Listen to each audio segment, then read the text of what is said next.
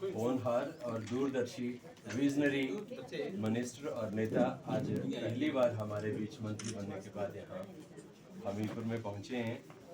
मैं विक्रमादित्य जी का स्वागत करता हूँ और इनको शुभकामनाएं भी देता हूँ कि मंत्री के रूप में एक अपनी विशेष छाप ये हिमाचल प्रदेश में छोड़ेंगे। और आप तमाम पत्रकार साथियों का मैं आज की इस पत्रकार वार्ता में स्वागत करता हूं और अनुरोध करता हूं पीडब्ल्यू मिनिस्टर माननीय विक्रमादित्य सिंह जी से कि वो आज की पत्रकार वार्ता को संबोधित करें। आज मुझे खुशी है कि कांगड़ा से वापस जाते हुए जैसा सबको विदित है कि हमारे सबके नेता आदरणीय राहुल गांधी जी पिछले कल हिमाचल आगमन पर उनका ऐतिहासिक भारत जोड़ो यात्रा हो रही है। कर्नाटका से आपके कन्याकुमारी से लेकर श्रीनगर तक, कश्मीर तक, उसमें हिमाचल लेग के लिए वो पिछले कल आए थे और हमारा पूरा प्रदेश का नेतृत्व हमारे माननीय मुख्यमंत्री जी श्री सुखविंदर सिंह सुक्खू जी, हमारी पार्टी की अध्यक्षा प्रतिभा सिंह जी, सारे कैबिनेट मिनिस्टर्स, सभी विधायक दल और सभी हमारे जो वरिष्ठ कांग्रेस पार्टी के नेता हैं और सभी कार्यकर्ता पिछले कल हम इंदौरा में उपस्थित थे। और एक बहुत ऐतिहासिक क्षण था कि राहुल गांधी जी की जो हिमाचल आगमन पर सरकार बनने के बाद पहला यात्रा थी और बड़ी ऐतिहासिक यात्रा हुई है। एक नई क्रांति हम सबको मिली है और आज वापस जाते हुए हमने ये सोचा कि हमीरपुर ज़िला से होते हुए जा रहे हैं तो आप सबसे प्रेस वार्ता भी करें और साथ ही जो हमारे यहाँ के अधिकारी हैं हमारे विभाग के, जिसके लिए मैं हमारे केंद्रीय नेतृत्व का सबसे पहले धन्यवाद भी करना चाहूँगा। श्रीमती सोनिया जी का, राहुल जी का, प्रियंका जी का, मल्लिकार्जुन खड़गे जी का, हमारे यशस्वी मुख्यमंत्री श्री सुखविंदर सिंह सुक्खू जी का और पार्टी अध्यक्षा प्रतिभा जी का कि मुझे इस युवा अवस्था में जो है इतना जिम्मेवारी प्रदेश सरकार में मिली है। तो मैं चाह रहा था कि आज वापस जाते हुए जितने भी हमारे विभाग के आला अधिकारी हैं, खास करके हमीरपुर ज़िला के, इस जोन के और इस सर्कल के, उनके साथ एक औपचारिक बैठक हो और जो यहाँ पे विकास कार्य डिपार्टमेंट के माध्यम से चल रहे हैं, चाहे वो आपके पीडब्ल्यूडी में है, चाहे यूथ सर्विसेज एंड स्पोर्ट्स में है, उसकी एक विस्तृत जानकारी हमें प्राप्त हो। क्योंकि अभी मुझे भी विभाग की जिम्मेवारी मिले 3-4 दिन ही हुए हैं, तो मेरा भी अभी हफ्ते 10 दिन का या 1 महीने का अप्रेंटिसशिप पीरियड चल रहा है।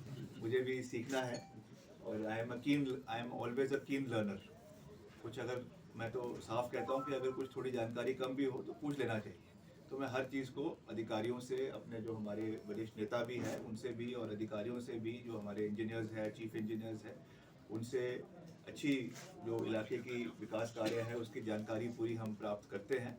और इसीलिए आज हमने एक बैठक भी रखी है और उसमें हमारे वरिष्ठ नेत्री यहाँ पे अनीता वर्मा जी, जो हमारी पूर्व में पहले हमारी मंत्री रही हैं, मिनिस्टर ऑफ स्टेट रही हैं, CPS रही हैं और विधायक रही हैं, वरिष्ठ नेत्री हैं पार्टी की। हमारे स्थानीय विधायक है यहाँ से हमीरपुर से श्री आशीष जी, और हमारे जो पार्टी के कैंडिडेट यहाँ से रहे इस बारी डॉक्टर पुष्पेंद्र जी, ये भी हमारे बीच में हैं। और हमारे जो चीफ स्पोक्स पर्सन भी है और जनरल सेक्रेटरी है पार्टी के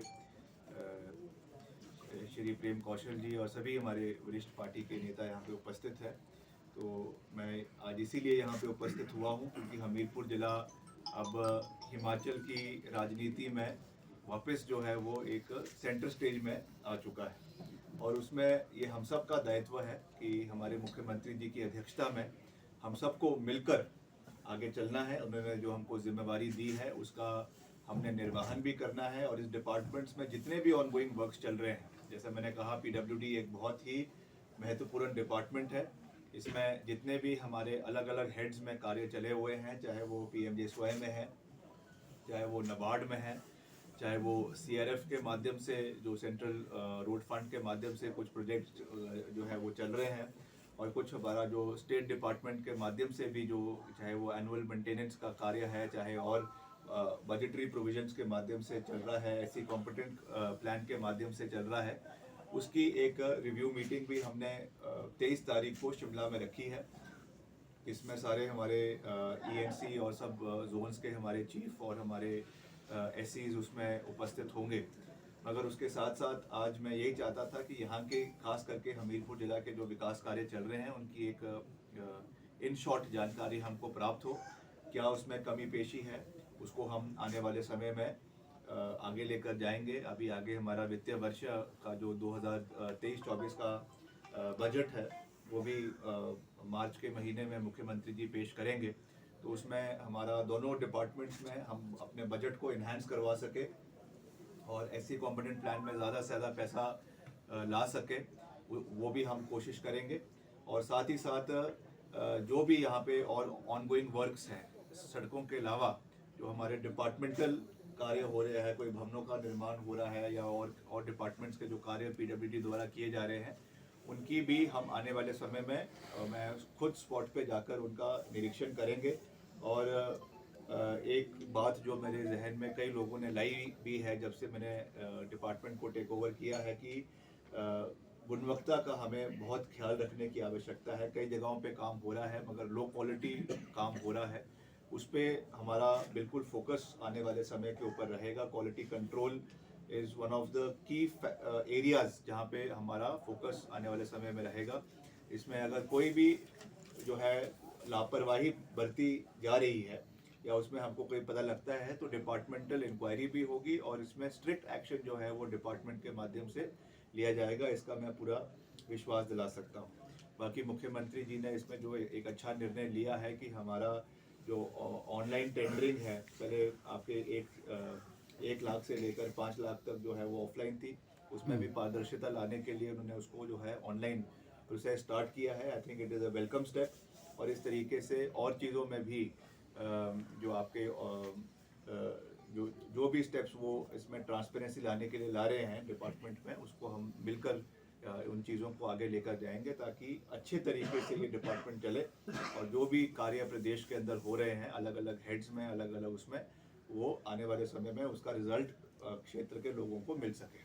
बाकी जो हमारे खास करके जनजातीय क्षेत्र है, दूर दराज के क्षेत्र है, वहाँ पे हमारा ज़्यादा फोकस आने वाले समय में रहेगा। मेरे पिताजी स्वर्गीय वीरभद्र सिंह जी 6 बार हिमाचल के मुख्यमंत्री रहे और उन्होंने हमेशा जो PWD विभाग है उसको अपने पास रखा और एक बहुत मेटिकुलसली, जिसको मैं कह सकता हूँ, डिपार्टमेंट की फंक्शनिंग को उन्होंने देखा है, उन्होंने करवाया है। तो आई हैव उनसे भी हमने बहुत कुछ सीखने को मिला है। उन्होंने हमेशा जो हमारे खास करके जनजातीय क्षेत्र है वहाँ पे खुद जाकर इलाके का दौरा करके ऑन द स्पॉट जाकर जो वहाँ पे कार्य हो रहा है उसका निरीक्षण करना, उसमें कोई फॉल्ट लाइंस ले कर रही है उसको मौके पर उसको अधिकारियों को डायरेक्शंस दे के उसको ठीक करवाना, ये उनकी प्राथमिकता रही है। तो we will try and follow the same footsteps और हम उस तरीके से आगे बढ़ेंगे जैसा उसमें हमारे मुख्यमंत्री जी का आदेश होगा, जिस तरीके से उनकी डायरेक्शंस होगी, मिलकर हम उसको पूरा करने का प्रयास करेंगे। और जहाँ तक हमारा दूसरा डिपार्टमेंट है YSS, इसमें भी हम चाहते हैं कि आने वाले समय में अच्छा इसमें हम एक रूरल ओलंपियाड हिमाचल के अंदर आने वाले समय में करवाएं। इसके लिए जिस तरीके से राजस्थान, अभी मैं पीछे जयपुर गया था, वहाँ के जो मुख्यमंत्री जी हैं उनसे भी हमारी मुलाकात हुई, जो वहाँ के स्पोर्ट्स मिनिस्टर हैं अशोक चांदना जी, उनसे भी मैं मिला, और वहाँ के जो और आला अधिकारी हैं उनका एक बहुत अच्छा मॉडल जो है वो रूरल गेम्स को लेकर उन्होंने पेश किया है राजस्थान में, जो बहुत बड़े स्तर पे उन्होंने करवाया, आपके ब्लॉक लेवल से लेकर आपके डिस्ट्रिक्ट लेवल से लेकर स्टेट लेवल तक। और उसमें केवल ग्रामीण खेलों को ही प्रोत्साहित किया गया। क्रिकेट वगैरह तो वैसे भी बहुत हाईली फंडेड गेम्स है, उनकी अपनी एसोसिएशंस है, ऑर्गेनाइजेशंस है, तो उनको इतनी सहायता सरकार की ओर से नहीं पड़ती, आवश्यकता नहीं चाहिए होती। इसलिए हम चाहेंगे कि इन गेम्स को हम आने वाले समय में जो है वो प्रमोट करें। इसके लिए मैंने निर्देश दिए हैं जो हमारे डायरेक्टर स्पोर्ट्स है प्रदेश के, कि एक स्पोर्टिंग कैलेंडर हिमाचल के अंदर तैयार किया जाए और हर जिले की अलग अलग जो गेम्स है उसके हिसाब से बजटरी प्रोविजन भी हो और उसके हिसाब से हम एक पूरा स्पोर्टिंग कैलेंडर हिमाचल प्रदेश में बनाएंगे और उसको एक बड़े स्तर पे आने वाले समय में प्रदेश के अंदर आयोजित करेंगे। उसके लिए हम केंद्र सरकार से भी पूरा सहयोग लेंगे और केंद्रीय मंत्री भी इसी जिला से है, इसी क्षेत्र से है, आज शायद शहर में भी है, तो उनसे भी मैं औपचारिक रूप से दिल्ली जाके भी मिलूंगा जब हमारा पूरा खाका तैयार हो जाएगा। और मुझे विश्वास है कि वो पूरा सहयोग जो है वो अपने मंत्रालय के माध्यम से हमारी सरकार का करेंगे, डिपार्टमेंट का करेंगे, ताकि हम मिलकर आगे बढ़े। नारा उनका है सबका साथ सबका विकास, मगर उसको हिमाचल में हम इम्प्लीमेंट करेंगे, मिलकर चलेंगे। अभी इलेक्शंस कोई नहीं है, तो we all should collectively work forward for the in the larger interest of Himachal Pradesh. और वैसे ही जो हमारा PWD है, इसमें भी हमने जब डिपार्टमेंटल रिव्यू होगा, इसकी हम सारी रूपरेखा ले रहे हैं। जिन हेड्स में बजटरी प्रोविजन की आवश्यकता है, उसके लिए very soon I will be going to Delhi. और जो हमारे रोड सर्फेस ट्रांसपोर्ट मिनिस्टर है नितिन गडकरी जी, उनसे भी मुलाकात करेंगे। और PMJSY का जो पैसा है वो आपका रूरल डेवलपमेंट विभाग से आता है, तो उनसे भी हम दिल्ली में मुलाकात करेंगे और एक अच्छे तरीके से, सकारात्मक तरीके से आगे बढ़ने का प्रयास करेंगे। उसमें हो सकता है, जैसे मैंने शुरुआत में कहा, कि अभी ये भी नया एक्सपीरियंस है, तो कुछ कमियां इनिशियली हो सकती है, मगर आई एम श्योर आस्ते आस्ते उनसे भी हम आगे बढ़ेंगे, सीखेंगे। और आप लोगों का भी, प्रेस का भी बड़ा इम्पोर्टेंट रोल रहता है। आप भी लोकतंत्र के चौथे स्तंभ हैं, तो आपका भी उसमें हमको मार्गदर्शन मिलता रहे, यही मेरी आपसे निवेदन है। बाकी आप विक्रम जी, एक चीज़ बताइए, ये जो अभी टेंडरिंग प्रोसेस रुका है और जो पेमेंट्स रुकी हैं कॉन्ट्रैक्टर्स की, या सारा प्रोसेस जो, ये कब तक रहेगा इसके ऊपर? अभी तो ये जो है इस फाइनेंशियल ईयर तक उसको रिव्यू किया गया है, जो हमारा वित्तीय वर्ष इस बजट का है। बाकी उसके बाद फिर अधिकारियों के साथ और जैसा मुख्यमंत्री जी के साथ भी इसमें हम बात करेंगे, तो जैसा इसमें आगे के लिए, अगले फाइनेंशियल ईयर के लिए क्या इसमें डिसीजन लेना है, कैसे उसको करना है, उसके बारे में फिर हम अगले साल उसमें चर्चा उसको इम्प्लीमेंट करेंगे। आपने प्रदेश में NH की वीक प्रोग्रेस पर एक वक्तव्य दिया है और कहा है कि नितिन गडकरी से भी आप मुलाकात करेंगे। आप चाहते क्या हैं? गडकरी जी ने 4 राजमार्ग प्रदेश को दिए थे, उनकी व्यवस्था क्या है और अब आप क्या करना चाहेंगे नए सिरे से? ये 4 तो जो आपके 4 लेनिंग के हैं, मगर उसके अलावा जो आपके 69 नेशनल हाईवे हैं, उनका अभी मैंने डिपार्टमेंट से पता करवाया, उनके तो अभी वो तो केवल DPR स्टेज के ऊपर है। और ये वास्तविक परिस्थिति है। मैं कोई हवा में बात करने में विश्वास नहीं रखता हूँ। मैंने डिपार्टमेंटल नोट अभी मंगवाया था, उसमें साफ ये किया है कि अभी इसमें से कुछ DPR जो है वो गडकरी जी के ऑफिस से PMO के लिए अप्रूवल के लिए गई है, अभी तक उसमें अप्रूवल मिला नहीं है। कब ये 2019 के 17 के चुनावों में आके गडकरी जी ने ये घोषणा हिमाचल में करी थी। 5 साल वो बीत गए, अब साल भर और आगे, अब 5 साल पूरे हो चुके हैं, मगर उसमें कोई भी कार्य नहीं हो पाया है। तो we will try and take it up. जो 69 नेशनल हाईवेज का उन्होंने बात करी थी, उसका क्या प्रोग्रेस हुआ है, उसके लिए हम फिर से केंद्र सरकार से मिलेंगे। और उसके अलावा जो आपके 4 लेनिंग में 4 नेशनल हाईवेज का काम प्रदेश के अंदर चला हुआ है, वो भी कुछ पॉकेट्स में अच्छी स्पीड पे है, मैं डिनाई नहीं करूंगा। कुछ एरियाज में हम पीछे भी चल रहे हैं, उसके बारे में भी हम जो है वो केंद्र सरकार से इसके बारे में भी आने वाले समय में निवेदन करेंगे। सर, आपने फेसबुक वॉल पे सर एक सर्वे किया था कि भाई जहाँ पे रोड्स की स्थिति खराब है प्रदेश में, तो आपके जो मैं कमेंट्स पढ़ रहा था, तकरीबन हर एक रोड ही खराब बता रहे हैं लोग।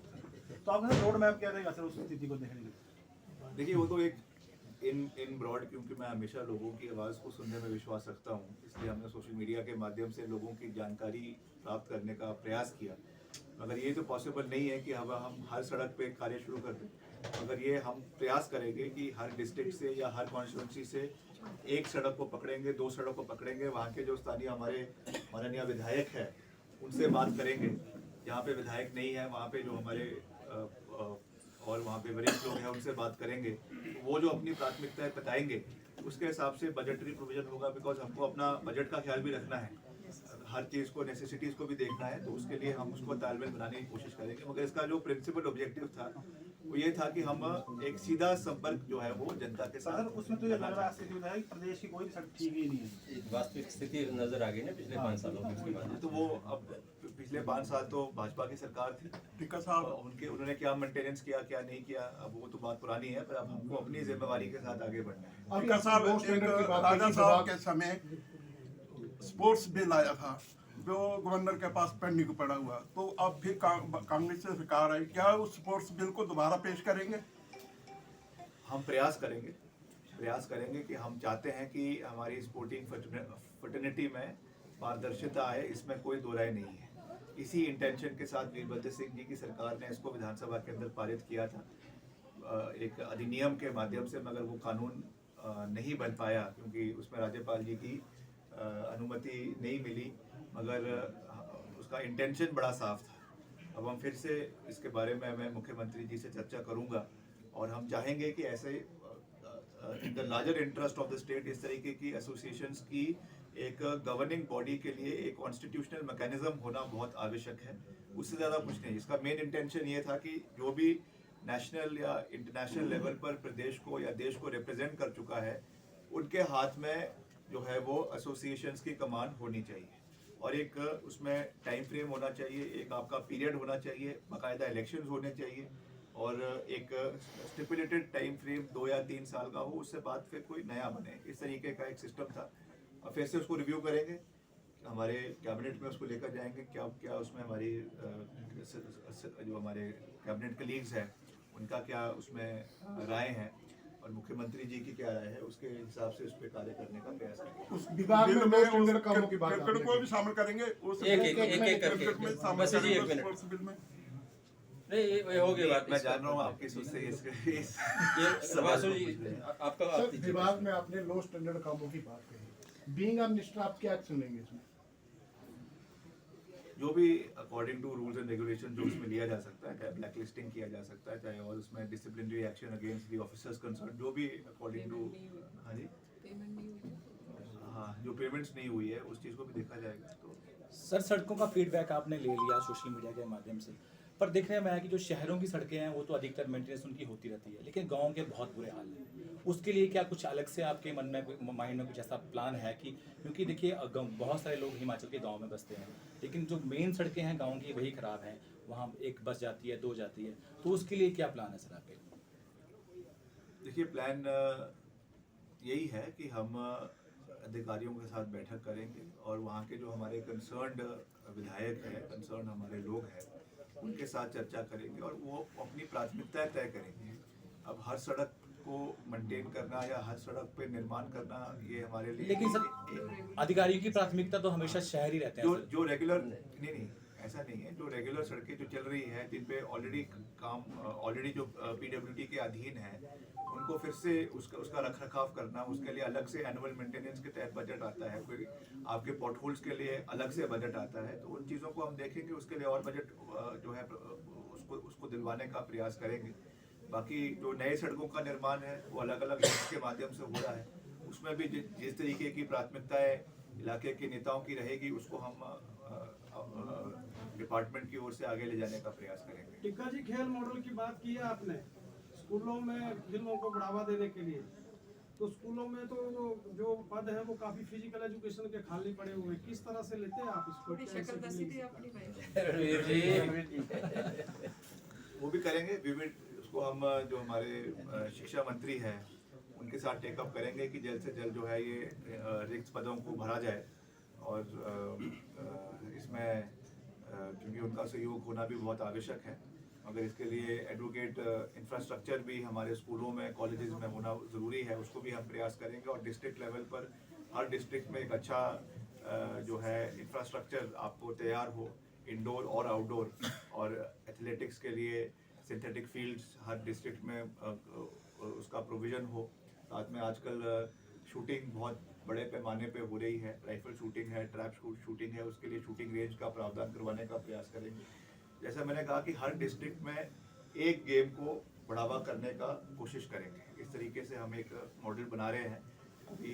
अभी वो चर्चाओं में है, मगर जैसे ही उसका कुछ रोड मैप बनता है फिर उसको मीडिया के माध्यम से हम ज़रूर शेयर करेंगे। सर ये जो पीछे बीजेपी की सभा रही थी, मेन इसमें ये है कि इसको हमने ड्रग से जोड़कर देखना है। जिस तरीके से जो ड्रग मिलेंस आज देश के अंदर, प्रदेश के अंदर फैला हुआ है, कैसे हमने युवाओं को सही राह पे लाने के लिए एम्प्लॉयमेंट देना सबको पॉसिबल नहीं है, मगर एटलीस्ट उनको फिजिकली और मेंटली एक जगह से अलाइन करने के लिए हम खेलों को बढ़ावा देंगे और उसमें केवल युवा ही नहीं, अब जो है मिडिल एज लोग भी उसमें भाग ले रहे हैं, बुजुर्ग लोग भी उसमें भाग ले रहे हैं। ये मॉडल हमने राजस्थान में देखा है और हम चाहेंगे कि हिमाचल में भी उसको कहीं ना कहीं इम्प्लीमेंट किया जाए। Everybody should have a platform जहाँ पे वो फिजिकली फिट रह सके। सर मैं कह रहा था कि जो पूर्व की जो बीजेपी सरकार थी उसमें उन दिनों में जो काम हुए हैं पीडब्ल्यूडी डिपार्टमेंट में, उसमें सवाल उठते रहे हैं, करप्शन के चार्जेस लगते रहे हैं। हमीरपुर से भी कांग्रेस ने कई बार जो है वो डीसी के माध्यम से ज्ञापन दिए हैं। तो क्या जो वर्तमान सरकार है, जो आप अपने विभाग में उन कामों की रिव्यू करेंगे, कुछ जांच होगी क्या उन आरोपों की? नहीं, पता करेंगे, बिल्कुल क्यों नहीं पता करेंगे। जहाँ पर इस तरीके का कोई कार्य हुआ है जिसमें पब्लिक फंड्स का जो है दुरुपयोग हुआ है, उस पर निश्चित तौर से कार्रवाई होगी। जहाँ तक उसमें जहाँ तक क्रिमिनल एक्ट की बात है, वो तो जो है आपके गवर्नमेंट के अंडर आता है, वो आगे मैटर जो है चार्जशीट के बाद जो है वो इन्वेस्टिगेशन के मार्फत दिया जाएगा, पुलिस के मार्फत दिया जाएगा। मगर जहाँ तक डिपार्टमेंटल इंक्वायरी की बात है, डिपार्टमेंट को चुस्त करने की बात है, उसके लिए भी हम एक मैकेनिज्म तैयार करेंगे। एंड आई एम श्योर अभी भी इन प्लेस मैकेनिज्म होगा, मगर उसको और मजबूती के साथ इम्प्लीमेंट करेंगे ताकि इस तरीके की जो भी इरेगुलरिटीज विभाग में पाई जाती है उनके खिलाफ एक्शन लिया जाए। सर एक नेशनल हाईवेज पर जो ये मटौर टू शिमला है और हमीरपुर से होकर निकलता है, इसमें क्या है कि अभी जो एग्जिस्ट कर रहा है उसमें स्पीड ब्रेकर्स का बहुत बड़ा मुद्दा है। और जो स्पीड ब्रेकर्स लगाए गए हैं वो टेक्निकली अब हमें नहीं पता कि वो कितने ठीक हैं और कितने नहीं, लेकिन वो होने चाहिए थे या नहीं, वो बहुत मतलब वो हाईवेज के ऊपर। Sir simple as that question, इसी क्वेश्चन को सप्लीमेंट कर रहा हूँ प्लीज। हाईवे के ऊपर स्पीड ब्रेकर हैं और NHAI का ये कहना है कि लोकल एडमिनिस्ट्रेशन के कहने पर वो लगा दिए गए। हाईवेज पर बिल्कुल नहीं होते हैं, उस पे कनेक्टिंग लाइंस जो कनेक्टिंग लिंक रोड्स होते हैं उन पे ट्रैफिक जो हाईवे पर आता है उसको रोकने के लिए स्पीड ब्रेकर लगता है।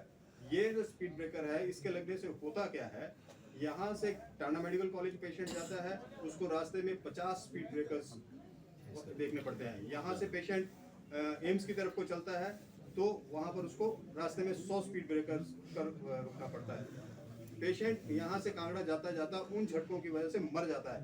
ऐसे 2 इंसिडेंट्स मेरे सामने एग्जांपल्स हैं। तो would you like to address these issues with the concern department कि इनको किस तरह से हैंडल किया जाए प्लीज?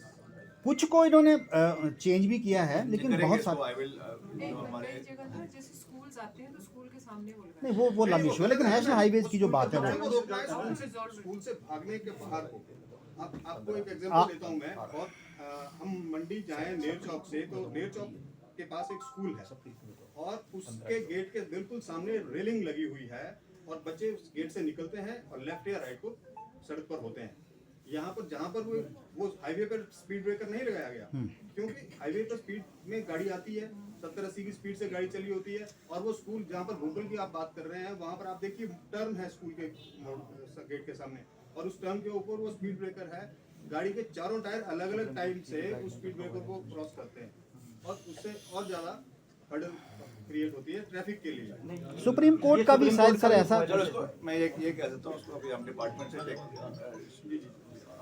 से टेकअप करेंगे और जो भी इसमें अच्छा सुझाव दिया आपने, जो भी इसमें किया जा सकता है वो करेंगे। ठीक है जी।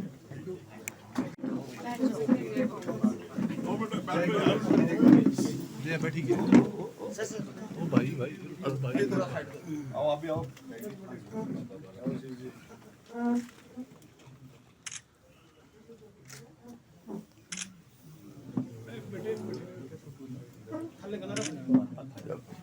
बाबा जी की फोटो जरा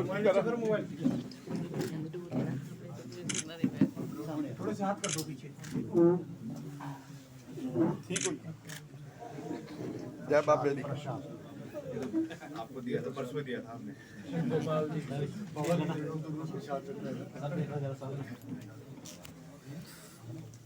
थोड़ी जरा